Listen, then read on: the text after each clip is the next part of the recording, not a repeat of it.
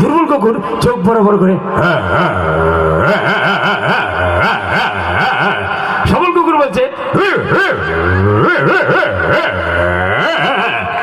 ছোট দুই তিনটা কুকুরের বাচ্চা সাথে ছিল এবং কুকুরের বাচ্চা আমাকে দেখে বললো যে আপনি পার্কে যাচ্ছেন, তো সে ওয়েলকাম জানালো কিভাবে, সেটা সিস্টেম ছিল এরকম।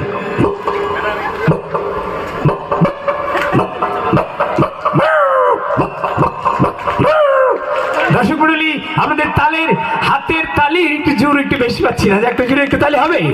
যাদের আছে হাততালি তারা দেবেন হাত তালি, যাদের হাতে মোবাইল আছে তারা তালি দিতে একটু ডিস্টার্ব হচ্ছে, তাদের তালি আমরা শোনা যাচ্ছে না এই মুহূর্তে। আমি অনেক সময় কুকুর দাঁড়িয়ে বা শুয়ে কাঁদে বা হাসে বোঝা যায় না, কোনো বাড়ির দিকে তাকিয়ে যদি কুকুর এইভাবে ডাকে তখন মনে হয় এই বাড়িতে কেউ মারা যেতে পারে, আল্লাহ নাউজুবিল্লাহ, কেউ মারা যাক সেটা চাই না। এবং কুকুর অনেক সময় খাবার না পেয়ে সে এভাবে ডাকতে শুরু করে, যেমন কিভাবে ডাকে সেটা হচ্ছে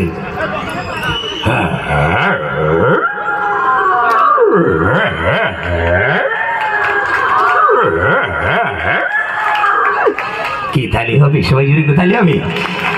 দর্শক মণ্ডলী, এবার শুনতে চাই, আমি বেদের মেয়ে জ্যোৎস্না আমায় কথা দিয়েছে এই গানটি শুরু করার জন্য বিভিন্ন শিল্পীর কাছে গিয়েছিলাম, কে কিভাবে শুরু করেছে তা আপনাদেরকে শোনাচ্ছি।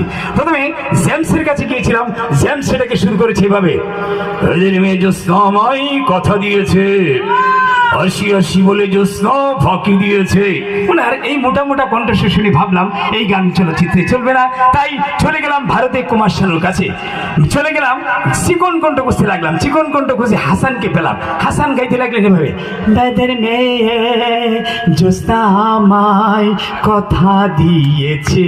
ওনার এই চিকন চিকন কণ্ঠ শুনে ভাবলাম এই গান চলচ্চিত্রে চলবে না, তাই আমাদের বলে চলে গেলাম ভারতে কুমার শানুর কাছে। কুমার শানু গাইতে লাগলেন নাকে নাকে এইভাবে, বেদের মেয়ে জ্যোৎস্না আমায় কথা দিয়েছে, ও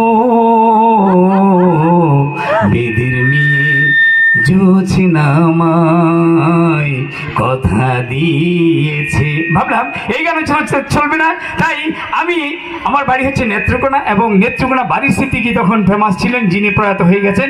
বাড়ির সিদ্দিকীর কাছে গেলাম, ভাই সাউন্ডটা একটু ডিস্টার্ব করছে, আপনি আমার দিকে একটু দৃষ্টি দেন।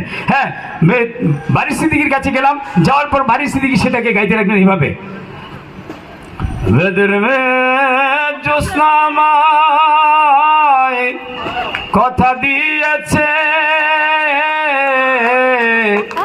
হাসি হাসি বলে জ্যোৎস্না ফাঁকি দিয়েছে। ভাবলাম এই গান চলচ্চিত্রে চলবে না, একটু রিভাবটা বাড়বে, একটু হাই রিভাব হবে। আমি এই